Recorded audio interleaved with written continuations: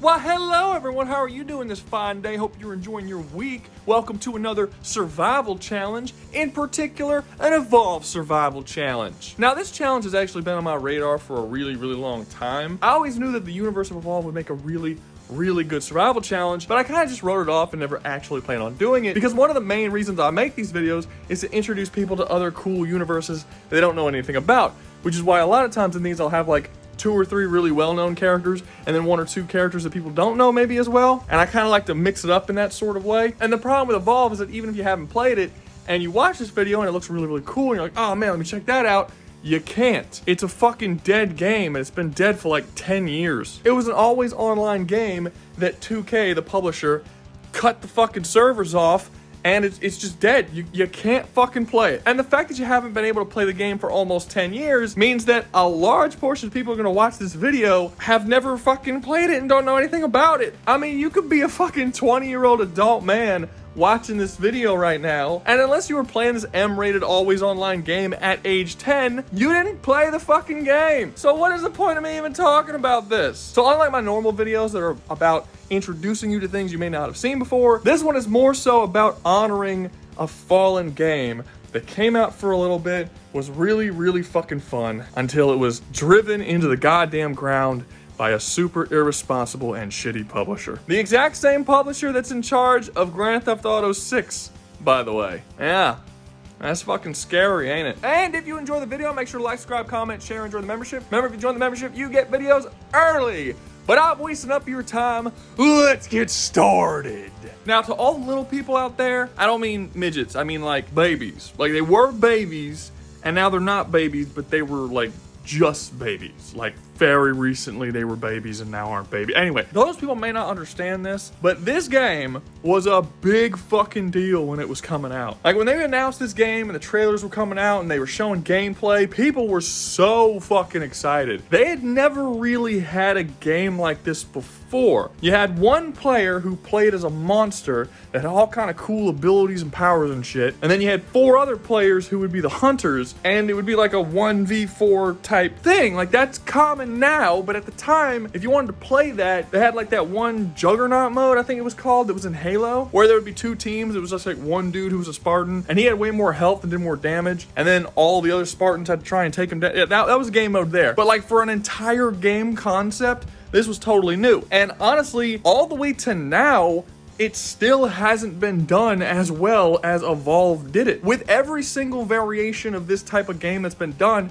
it's always way more fun to do one than the other, right? Like, you have your Dead by Daylights and your Friday the 13th game now, but it's way more fun to be the killer than it is to be the killies. But this game had a really cool gameplay loop where if you play as the monster, you had to go around, eat a bunch of things, and trying to evolve to the next form and get stronger and stronger. And if you were the 4 hunters, you had to chase the monster, and the game was actually pretty good at making you feel like you were hunting this fucking thing. You had to look out for stuff like broken twigs and footprints and things like this and sort of track it to where it was so you can kill it. And the game was also relatively well balanced on release. When you picked your monster, you were as weak as you could possibly be. You would go around and eat things, and you would eventually evolve. Get it? That's why the game's called Evolve. You would evolve into your 2nd form, and then eventually your 3rd form, and basically the way it worked is, your 1st form, you didn't really stand a chance against the hunters. Like, you would have to be a really good player to take out the hunters in the 1st form. When you were in the 2nd form, it was about even. Now you've got a good fight going. But if the hunters allowed the monster to hit the 3rd form, now the game was purposely one-sided, and you had to be like really good hunters to overcome a monster that was on its 3rd form. The game was designed like this on purpose. This means that for the majority of the game, the hunters are engaged trying to find this fucking thing and kill it before it gets too strong for them to deal with. And it had this really cool concept that none of these other games have, where at the beginning, the hunters are the hunters, and the monster starts off as the prey, where as the game goes on, it flips. And then the hunters are the ones that are on the back end. So it was really kind of fun to play either one, because regardless of which one you played, you got to feel like a fucking beast. You're not just going around being a goddamn pussy starting generators and shit.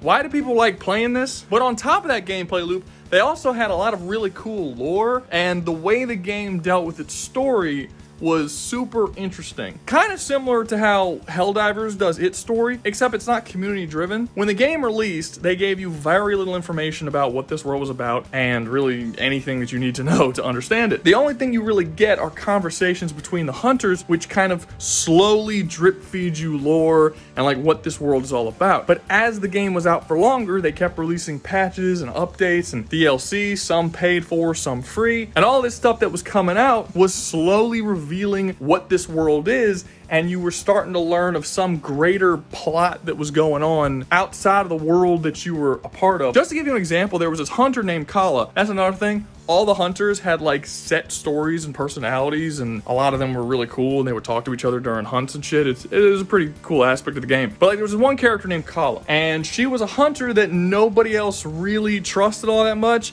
They were all kind of scared of her. There were a couple hunters that weren't, but for the most part, she was kind of a pariah among the hunters. And this is because she was part monster. She was a doctor that studied the monsters, and she basically accidentally turned herself into like a half monster creature. As the game went along, we learned more and more about Kala, and she kind of started to become a fan favorite character. We started learning all sorts of things about her through her character because she was a scientist that's been studying the monsters for so long, and her conversations with other hunters taught the player things about the world they needed to know. Well, the initial plan for the game, as stated by the developers, was going to succumb to her monster side and get killed off and become one of the monsters in the game. The developers were literally going to remove a fan favorite character that you can pick and play with, remove her, and then reintroduce her as a monster on the other side, and then you as the hunters would have to kill her off in the story of the game. Can you imagine playing a game like Overwatch and them just removing Widowmaker and fucking killing her off, and now you can't play with her anymore? She's no longer a character. That's the type of stuff this game was doing. As the different seasons were releasing, the universe was supposed to evolve just as the monsters do and as the characters do. Like, the universe as a whole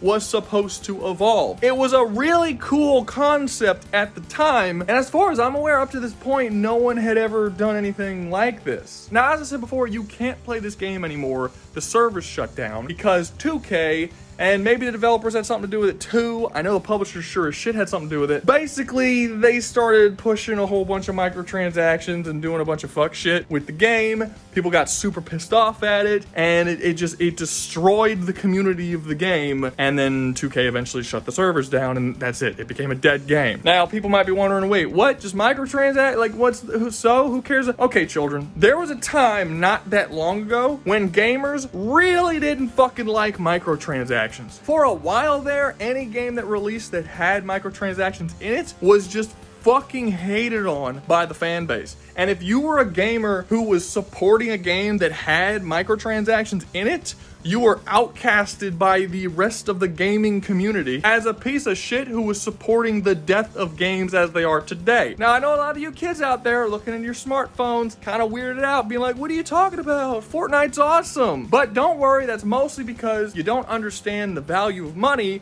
and you've never played a fun game before. But I wouldn't worry too much. You'll get it eventually. You know what? I'm being kind of mean to the young people. Older dudes are doing this shit too. Yes, I'm talking to you motherfuckers who won't stop buying the goddamn Grand Theft Auto 5 shark cards. You wanna know why GTA 6 didn't come out 10 fucking years ago? Because of you, motherfucker. Why would they spend $500 million making GTA 6 when they're making billions of dollars on the shark cards and they don't have to spend anything at all? You're just throwing fucking money at them. Stop it! So with all this background bullshit, it's gonna be kind of weird talking about this game because the story's not finished. The game got shut down before they got through the storylines that they were trying to get through. A lot of information about the monsters, the world, the characters are implied and were never directly stated. So I can't give you like an in-depth deep dive into what these monsters are because we don't really know. We just kind of know. It was just kind of sort of alluded to. So just be aware of that going in, and we'll be good. So what exactly are the monsters? I don't know. Nobody does. As you're gonna hear me say many times in this video,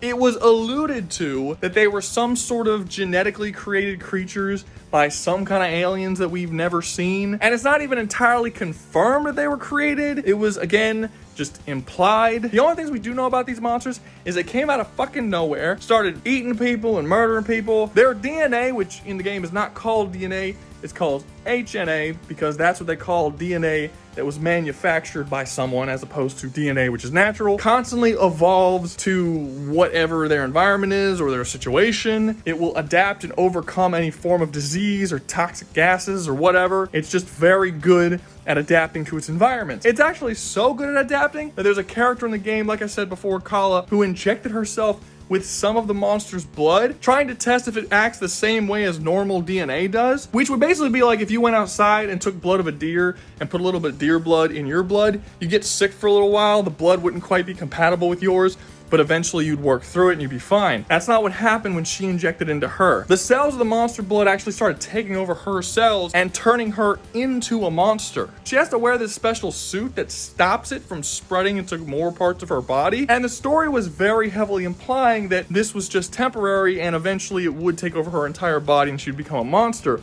And the developer of the game has confirmed that that's exactly what they had planned on doing. One of the side effects of Kala turning into a monster is that one of her eyes was no longer a human eye, it was a monster eye, and she can't see out of it. She theorized that it still works because everything works fine, but someone else is looking out of her eye and she can't use it. Essentially, she believes that her monster parts are connected in some way to some greater mind somewhere, some alien species or something that is capable of using her parts, basically. There was also things like when she would go to sleep, people would hear something talking from her that wasn't her, and it was speaking in a different language and in a different voice, and it just alluded very strongly that these creatures were somehow connected to each other as one greater being, or at least being piloted by some greater being. There was also a character in the game that stated that all of the HNA of the different monsters are identical in every way, which led the scientists of the evolved world to come to the conclusion that their adaptation ability is far greater than what they even appear to be in the game, because they all come from the same thing and they all have such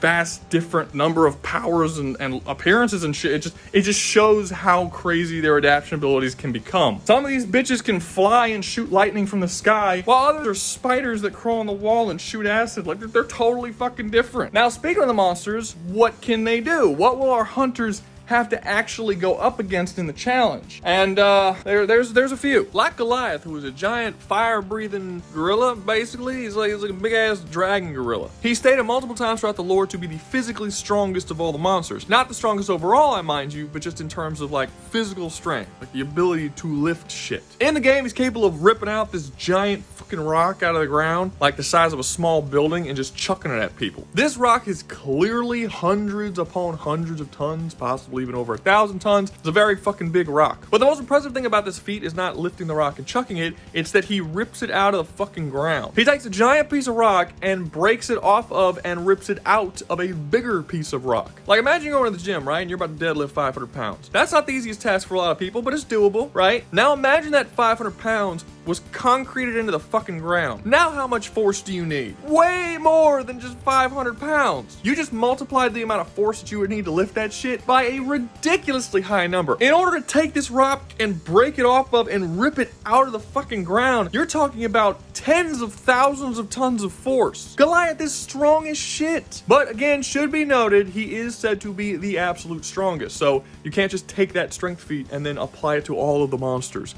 It's specifically him. Next up after that, we have Kraken, which is very clearly inspired by like Cthulhu mythos and fucking H.P. Lovecraft shit. The thing that makes this one so difficult is, one, it can fly, and it's the only one that can. That instantly means that if you don't have really good long-range options, you really can't do a whole lot to it. But also, its ability to control electricity and its area of effect attack. Things like being able to call lightning from the sky around you, or literally be covered in electricity yourself and do this massive burst of electricity around you, means that not only is short range super hard to do to this motherfucker, but even if you somehow were capable of getting to it and actually hitting it with short range, it would just instantly shock the shit out of you. Basically, unless you can fly and have a massive resistance to electricity, you can't use close range attacks on this thing. On top of that, it also has these sort of energy blasts, which we don't actually know what it is. Like, one of its blasts is called Vortex, so I guess it's a vortex, but a vortex of what? We don't know. It's just like some kind of energy. It also can drop mines that is also the same type of energy, and if you go anywhere near the mines, the mines will actually like suck to you and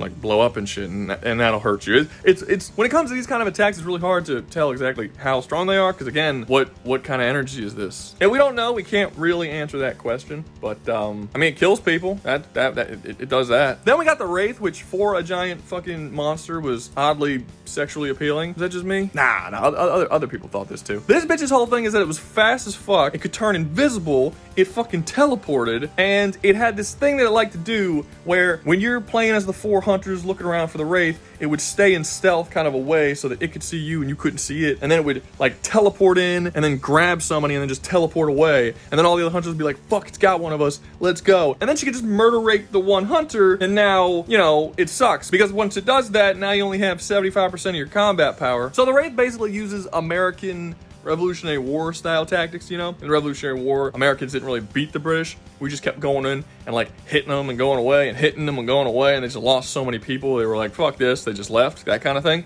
That's sort of what the Wraith does, but in like a monster versus human hunting sort of, like it's the same, but it's different. You know what I'm saying? In order for a hunter to overcome the Wraith, they have to get over the invisibility, the teleportation, and the speed. If they can't do that, Wraith is gonna fucking kill them. Next up, we have the Gorgon, who is nowhere near as hot as the Wraith, and it was basically just a giant spider bitch. She has a lot of acid-based powers as well as some summoning shit. Like, she's capable of releasing these little spider dudes that'll go around and attack the hunters for her, and then she can make a giant acid clone of herself that kind of just looks like her, sort of, but green. And then it chases people down, and then when it goes to them, it just explodes. And again, these things are huge. The Gorgon's like 25, 30 feet tall, so you have this massive titan made of acid that's just exploding acid everywhere. It's bigger than the Alien Queen. Just imagine that bitch just blew up and just acid went everywhere. That's kind of hard to dodge. But the Gorgon's whole thing is being able to fuck with you without actually having to go anywhere near you. It had the ability to shoot webs from really far away and slow you down.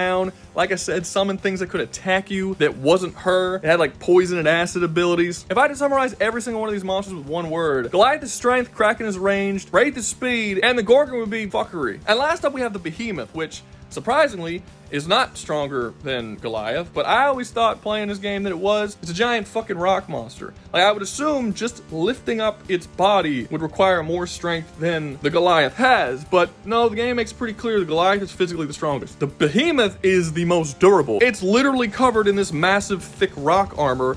Most attacks don't even go through it. Because that is easily the slowest and least mobile of all of the monsters, but it has a lot of cool geomancy abilities that allow it to fuck with people, basically trapping people. Like, there's one ability it has where it hits the ground and then a giant stone wall pops up out of the ground. It's exactly like earthbending, and it could put that wall in between itself and its prey to keep them away, or on the other side of its prey to lock it in this sort of little room where it's like, now you're trapped with me, motherfucker, let's go. And a lot of its powers have to do with that. It has very low mobility, but its powers allow it to lower the mobility of its prey, if that makes any sense. The whole idea with the strategy of this monster is to force your opponents to fight you in extremely close quarters, where they can't really do a whole lot. So I guess you can kind of say it's the opposite of the Kraken, where you can't fight the Kraken in close quarters. With the Behemoth, you really want to fight it at long range and get out of the range where it can trap you in and, you know, fuck you up. Now, there were a lot of other monsters in this game that were planned, ideas that were released, even things where they were releasing like pre-footage for shit that was going to come out that they intended on releasing, but that shit never got released, so this is what we got. So all these monsters together kind of cover the gambit of the type of hunters that would be required in order to beat them. One hunter may find one monster super easy to deal with and another one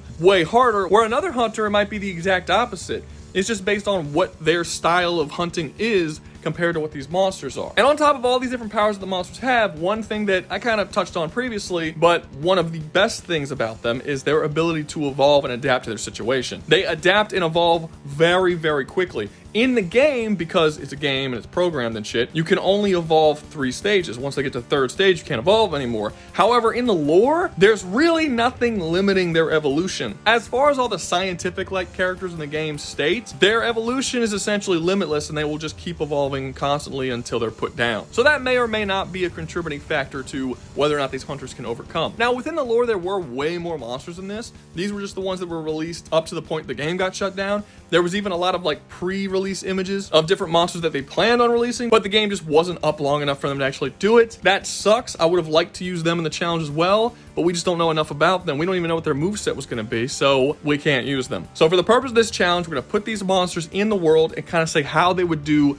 against each one of these creatures, which ones would they be able to overcome, which ones they wouldn't be able to overcome. And, you know, it's a fucking survival challenge. What are you expecting? So, let's get on to the hunters. First up on the list, we have Aloy from the Horizon series. Now, you might be a little surprised as to why Aloy is first on this list and not Spear. Am I saying that Spear would do better here than Aloy would? Yeah, that's what I'm saying. And don't worry, I'm going to explain it. Aloy comes from a world where every single person who isn't her is mentally retarded. Well, her and Silas, but yeah, they're all stupid. The game expects us to believe that there are all these sort of Native American inspired cultures that live side by side with a bunch of giant robot dinosaurs that they hunt often for supplies, but at no point, no one in the entire universe other than Aloy and Silas has ever actually looked at that technology to use it in any useful way to improve their society. It's so dumb. When the settlers came to the Americas and came into contact with the Native Americans started riding horses and using guns immediately, because that's what happens when new technology is introduced.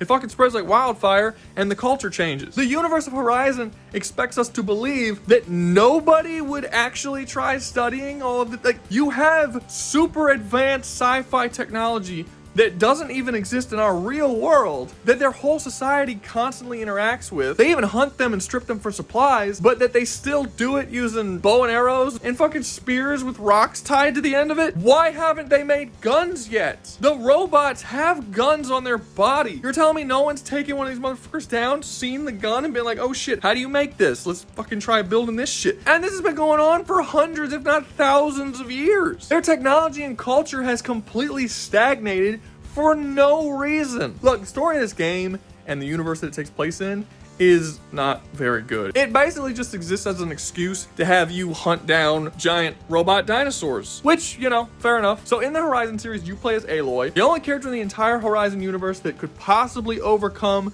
the life-ending threat that is in the Horizon universe, simply because she's the only one who cares to learn anything about anything or use any mental power whatsoever. So you might think that based on what Horizon is about, which is this chick fighting giant fucking robots, that it should be doable for her to take out the monsters from Evolve. They're not made of fucking metal. The problem is how she goes about actually hunting down these robot dinosaurs and taking them out. And none of those tactics she uses is viable in this universe at all. For instance, she's not capable of actually harming the metal plating on the robot dinosaurs. No matter what she does, none of her weapons can do it. The best she can do is knock off the armor plating. The whole combat system of the game is to damage certain vulnerable spots within the machines that allow you to take them out piece by piece. Like, they have vital areas that you have to take out. Sometimes those vital areas aren't armored, and other times they are, but there's always a way to remove the armor by, like, breaking off another little piece and then the armor will fly off or whatever. Point is, her weapons aren't really that powerful. You can destroy the machines in Horizon, even the absolute biggest ones, with an arrow. Just like a basic arrow, because they have weak points. The machines in this universe weren't built particularly well. For obvious reasons, I would hope this strategy is not going to work on the monsters. They don't have vital points. Their skin is the same durability all around their body, as is everything else from bones to muscle. It's all the same shit. And in the game, we see a monster like Goliath, who is not the most durable monster, get hit with several missiles from space, and he's fine. He might be a little messed up or whatever, but he gets up right afterwards. He doesn't even look like he's concussed. He's okay. She doesn't have anything close to that. The weapons that she makes are like small grenades, little ice bombs, like little fire bomb thing. They're not that strong. And with the monsters being durable enough that they can take missiles from space to the face and having no weak spots, her weapons aren't going to do anything. I mean, unless Goliath has like a nutsack that I'm not aware of. Maybe she could blow his balls up, but no, I don't think he does. I don't think he has a nutsack. This completely destroys her entire strategy for combat. But it's not even just that. Aloy in Horizon is a terrible hunter. She has no hunting skills when it comes to hunting living biological creatures. In the game, like I said, you hunt robot dinosaurs. I'm gonna keep saying that because it sounds ridiculous and awesome. But you don't hunt them down like you would hunt deer or a fucking 30-foot tall monster. The way she hunts them is that there are these giant, like long neck looking robot things, what they call brachiosaurs. It's like a giant brachiosaurus looking robot tower. And she climbs up to the top of the tower and she sticks her little stick in, and then it gives her a reading of the whole area that tells her where all the things are that she can hunt. And then she just goes there and looks for them. It literally tells her where everything is. And this is the problem with her hunting ability. It's all based on technology that she has that tells her exactly what she needs to know. She has this little reader thing on her eye that she can look at things and scan it, and it will tell her certain weak points and what the makeup of the creature that she's going after to hunt, like how to take it down and shit. And it just gives her all that. She doesn't have to figure it out for herself. The skill that she has in this game is her understanding of how the technology works. And the reason why she has that understanding is because she has a reader that tells her everything, and she's had this since she was a child. So ever since she was a very small child, it's just been feeding her information about all of the tech that no one else in the whole universe understands. None of that's going to work in Evolve. There's no evidence that she can look at a fucking Evolve monster and it will read him and tell her any information whatsoever. It's never shown giving her information of any biological creature. And with her hunting things by having technology just directly tell her where it is, how is she going to track the monsters in Evolve? She's not following footprints or like scents, or like she's not using hunting tactics. It's literally just telling her where it is. Because of this lack of more traditional hunting skills, she's not going to be able to find the monster very quickly, and it's going to have time to evolve a lot. All the way up to the 3rd evolution, possibly even farther than that. By the time she actually gets to this fucking thing, it's going to be so powerful. Again, none of her weapons are going to be able to hurt it, and there really just isn't anything she's going to be able to do to it. And that's it. If she can't find it and her weapons can't hurt it, the fight's fucking done. There's so many other points I could touch on,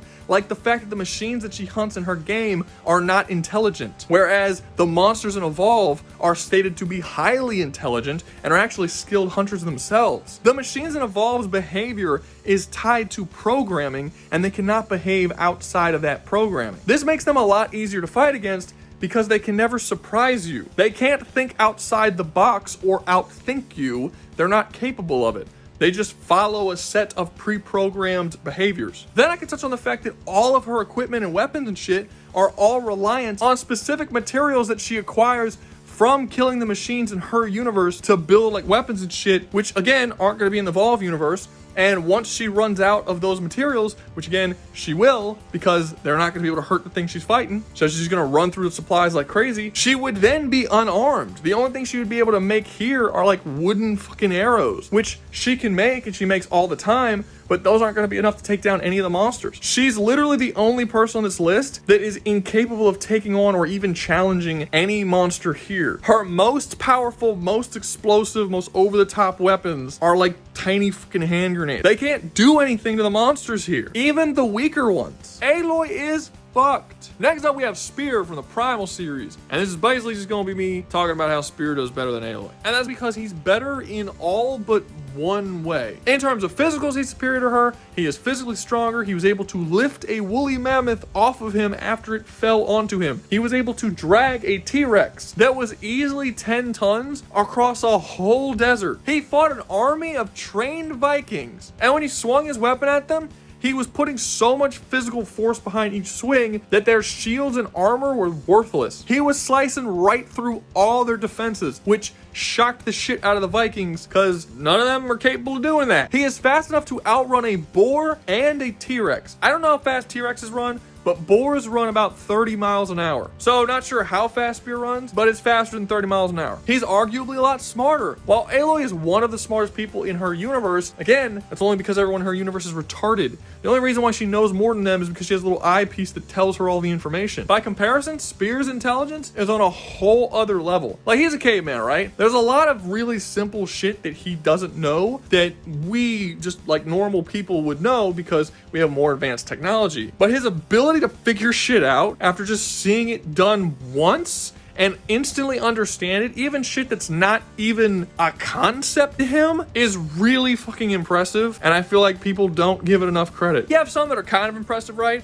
Like, for instance, boats didn't exist in his world. Like, he's never seen a boat before. And the first time he ever sees a boat gives him the idea, I'm gonna make a boat. And then he properly makes a boat. Again, this was something that he's never seen. It's a whole new form of technology. It would be like if you saw a fucking spacecraft come down in space, and you're like, oh, that's a good idea. Let me make that. And then you suddenly built a fucking ship that could travel through space just by seeing it. once. That's fucking crazy. He did the same thing with a bow and arrow. He saw a bow be used one time and then immediately was able to pick up the bow and use it the same way the other person did without any training. Except instead of using an arrow with it, he used his fucking spear with it. It worked really well. But most impressively, where a spear comes from, the concept of language doesn't exist. The concept of names don't exist. Spear in the actual universe of Primal doesn't have a name. Spear is just what he's called in the credits and what the fans call him so that we can call him something. But the word spear isn't ever stated in the show. Because again, no language, doesn't exist. No one has ever spoken words. So he meets this chick Mira who's not from his land. She's from far away on the other side of an ocean and she has language. She says her name. She's like, oh, I'm Mira. And this is the first time in Spear's life that he ever heard a word be said, that he ever heard any language or the concept of language ever entered his vicinity. Not only did he figure out that this was a word that had meaning, but he figured out that it was a name, and that is the thing you're supposed to call this person. A person who had no concept of language or naming things figured both of them out very shortly after being introduced to them. That's insane. Do you guys understand what that would, like, what level of intelligence would that even be? That a concept that you couldn't possibly fathom, you just suddenly got the understanding of without needing to be taught it. It's just, you just experienced it and you're like, oh, you just fucking figure that shit out in your brain. Like, that's crazy. That's fucking crazy. Spear's ability to adapt and figure shit out on the fly is insanely impressive. Easily the most impressive of any character on this list. Other than maybe the monsters of Evolve who literally have adaptation powers. He is insanely durable. At one point, he falls off of a 100-foot waterfall and then smacks his head on a rock at the bottom of the waterfall, and he's out for like a couple of seconds and just gets up. I don't even think he's concussed. He's fine. He's constantly shown being beaten up and chucked into rocks. A mammoth falls on top of him. Like, the dude takes some serious damage and he seemed fine. His climbing ability is better than hers. His fighting skill is better than hers. Again, fought an army of fucking Vikings and killed them all without being murder raped. Pretty good, I'd say. But honestly, the most important factor here that Spear has over Aloy is that he is a way better hunter. The Primal universe is one that is very savage in nature. Everything needs to survive, and in order for anything to survive, it has to eat something else. And everyone, no matter how good or bad or whatever, the most important thing is their survival and the survival of their future generations. And because of this, basically everything has to be an amazing hunter, including Spear. He has enhanced senses that allow him to smell and hear things like he couldn't. I don't think at any point he's ever been taken off guard in this show. There was one time where a bunch of apes like kidnapped him and brought him to do this weird cult like ritual thing. But the only reason they were able to catch him is because when they showed up, his head was underwater, so he couldn't hear or smell, or he didn't know what was going on above the water. So he kind of has an excuse there. But other than that, he is very aware of his surroundings and is able to react to things that happen within his surroundings in a super fast amount of time. And because of not only these senses, but also just his knowledge and like his ability to track things, he was able to track Mira, who was kidnapped by Vikings, across an ocean and through another continent and find her using just his hunting ability. When you compare his ability to hunt with Aloy's, who just has a robot tell her where shit is, like there's no comparison here. Spear will very, very easily find a 30-foot tall fucking monster running across a small island-like area with no trouble. If he's capable of tracking one woman across a continent. The only real thing that Aloy has over Spear is the thing she has over most characters on this list: technology. She has bombs and explosives and she can make shit and she has armor and yeah, it's all tech-based stuff. Other than that, Spear is superior in basically every way. But then the question becomes that even with all of these advantages, can Spear actually like beat the monsters? Well, one good benefit is that because he's such a good hunter, he'll be able to find them likely before they're even capable of evolving. Like, he's arguably a better hunter than the hunters in Evolve. So he will definitely come across those monsters when they are at their weakest. However, I still think he's not gonna be able to kill all of them. Particularly the Kraken is gonna be very difficult for him to overcome. The fact that Kraken can fly, he doesn't have a whole lot of long-range weapons. I mean, he can make a bow to kind of help him, but like, is a bow gonna take down a fucking Kraken? It's a giant flying Cthulhu monster that can summon lightning from the sky to attack its foes. I don't think there's a whole lot he could do to that. He also isn't gonna be able to kill the behemoth because the behemoth's flesh is just fucking rock. So unless he can stab a spear through like solid stone, he's not going to get through the armor of the behemoth to be able to kill it. And even if we give him a steel sword, because there were times in the show where he used a steel sword, I still don't think a steel sword is going to be able to chip through and get through a stone fucking skin nearly fast enough to kill it before it kills him. The ones that he may actually do decently against is the Goliath and the Gorgon. He actually may, with great difficulty, be able to kill them, specifically the Gorgon. You know, the Gorgon might be the only one he could kill, because the Gorgon's not as durable as Goliath, so he may actually be able to do some decent damage. I mean, it's gonna take him a while. He's still gonna have to chip at it for a really long time before he actually takes it down. But I think with his skill, with his speed, with his ability to adapt to his situations, if he catches it at the absolute weakest, he may be able to do some damage and possibly take it down with a whole lot of difficulty. Goliath, possibly, maybe, kind of less likely, because like one hit from the Goliath and he's dead. That's going to be the main. If he can get through the whole thing without getting hit at all, he's fine. He may survive one, possibly. I don't see that happening. Maybe I think he can take out the Gorgon. I mean, he's already fought a giant spider in his own show. There's a whole scene where he goes and fights a giant spider and she smacks him all around. He still kills him.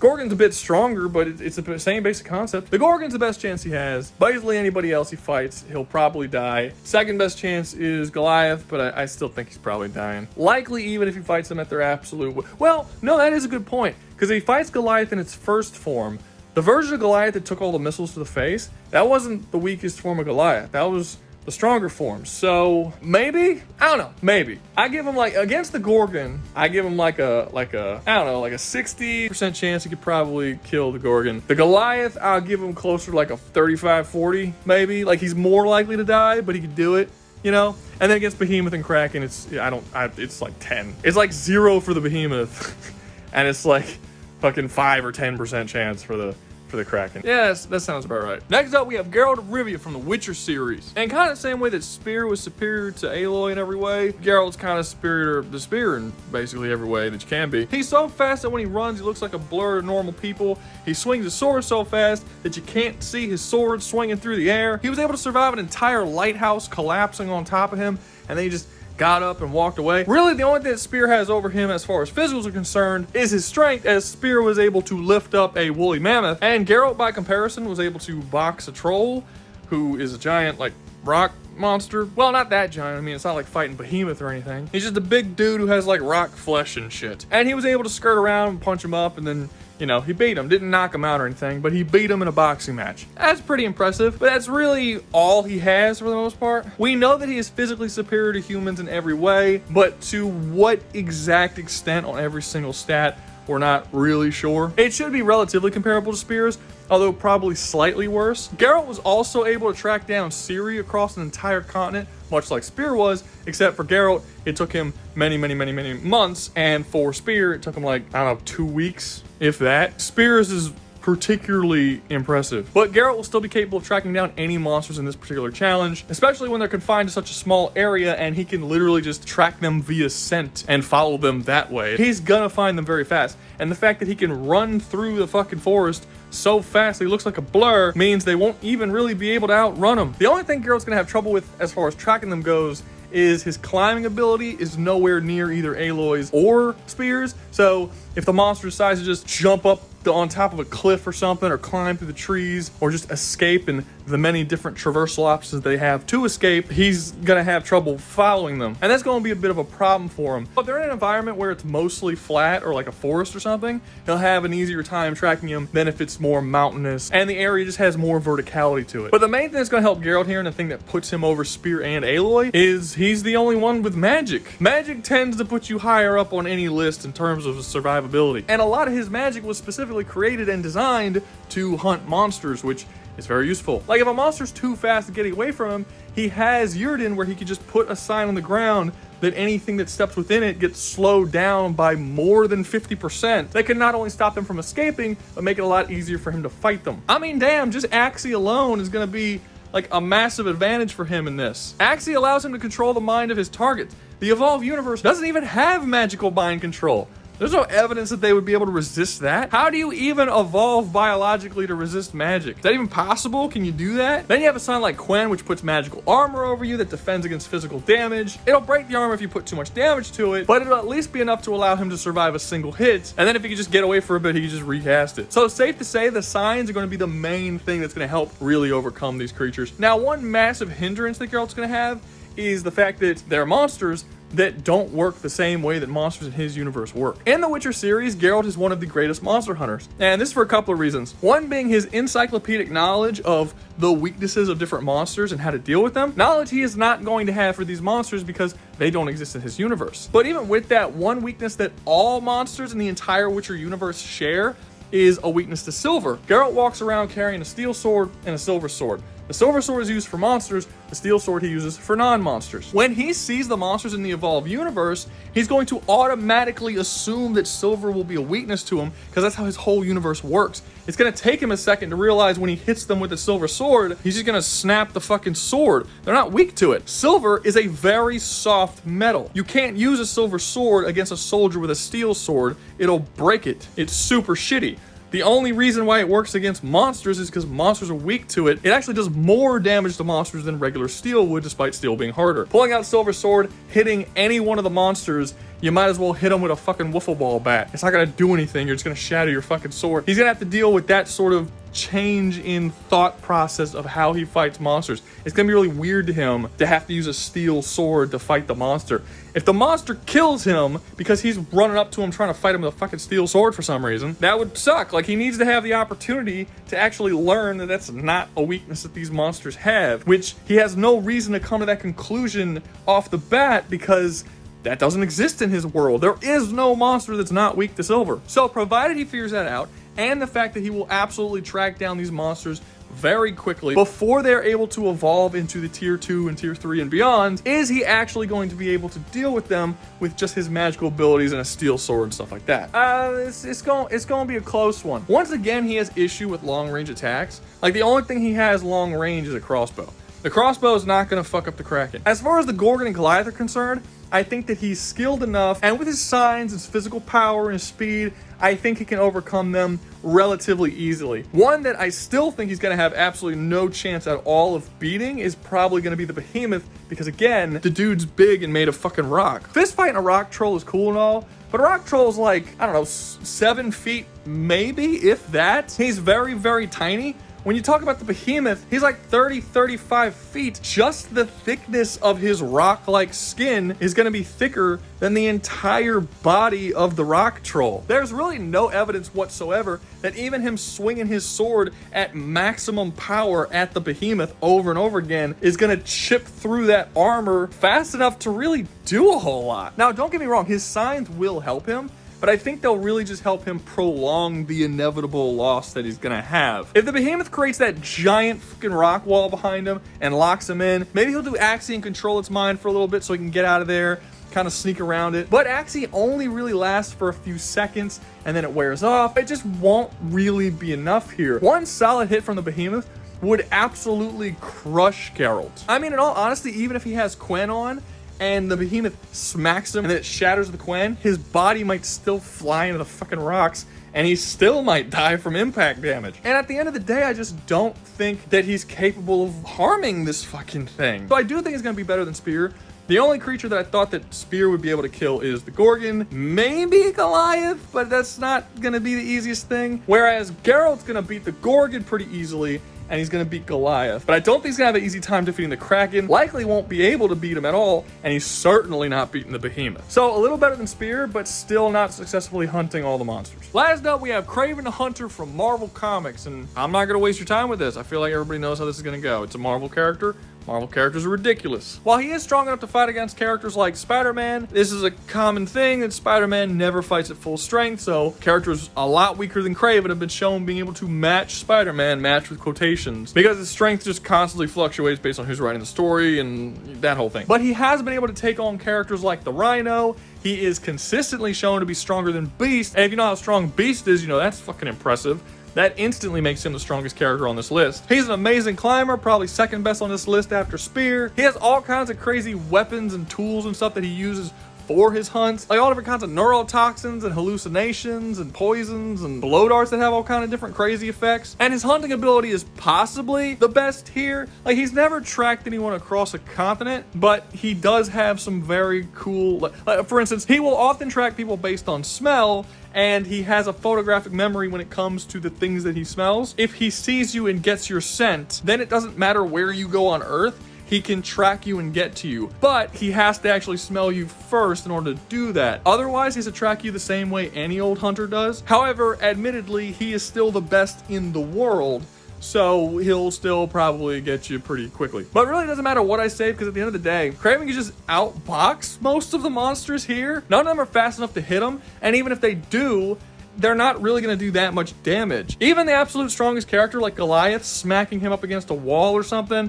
or smashing him down, that's nothing that Kraven hasn't dealt with before. He gets in a fight with characters like Venom and Rhino, who do not hold back like Spider-Man, and they're easily just as strong, if not stronger, than Goliath. So it's like, who cares? A lot of their Haxi abilities aren't really gonna do anything to him either. The acid and the poison abilities that Gorgon has, Kraven has been shown completely fighting off all sorts of poisons and toxins and all. He can basically fight off anything that he uses. So all of his blow darts and shit, his neurotoxins, none of it really works on him. He's been hit by acid. Doesn't really do all that much. He's been hit by large amounts of electricity, so Kraken's lightning that he fires isn't really going to do all that much. It'll hurt him, but it's not going to put him down permanently. In terms of having long-range abilities, he does. He uses rocket launchers. He uses net launchers. The net launchers are so powerful that they can restrain Spider-Man so where he can't get out. That's really impressive considering Spider-Man was able to hold up an entire skyscraper from falling over. I mean, he only supported like a quarter of the weight, but it's a skyscraper. That's still really impressive. Kraven has had to hunt all sorts of superheroes, not just Spider-Man. He's had to hunt the Hulk before. There is not a single monster in the Evolve universe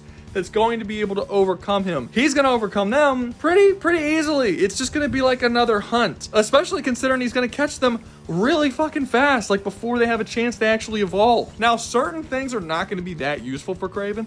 Like, for instance, most of his toxins and poisons and the neurotoxins, all that kind of stuff, that's not gonna really work. All the monsters have massive resistances and stuff like that, and even the ones that they have less resistance to, they will likely evolve as they get hit by them to overcome them. So if he's gonna overcome them, he has to overcome them by just physically fucking damaging them.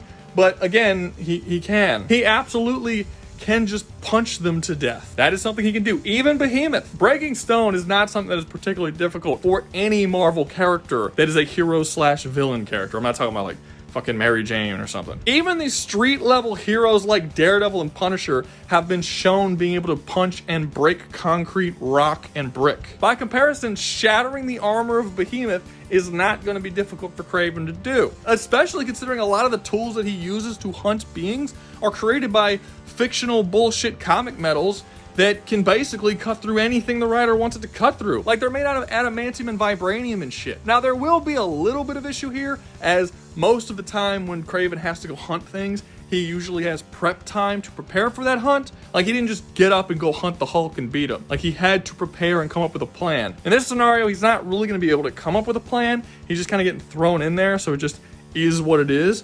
But even if we give him past tools that he's used before and don't give him the time to make something new, the tools that he's already invented in the past should be more than enough to help him to overcome anything that these guys are going to throw at him. So while it would be a fun hunt to see, honestly, I really don't think that any one of these monsters are going to be that much of a challenge. Maybe if you throw Kraven in with all the monsters at the same time, he'll probably die, and then they can kind of strategize, because again, the monsters are intelligent. They can sort of strategize together and come together to try and kill him. That would probably be too much. Honestly, 2 or 3 of them would probably be too much for him to deal with. But 1v1, he's doing fine. He's too fast, too strong, too good of a hunter, and his weapons have been able to take down way more powerful creatures. So yeah, Kraven fucking slaughters here. But that's gonna be all for me. Hope you enjoyed the video. If you did, make sure to like, subscribe, comment, share, and join the membership. Remember, to join the membership, you get videos early. And always remember, y'all stay safe out there, you hear?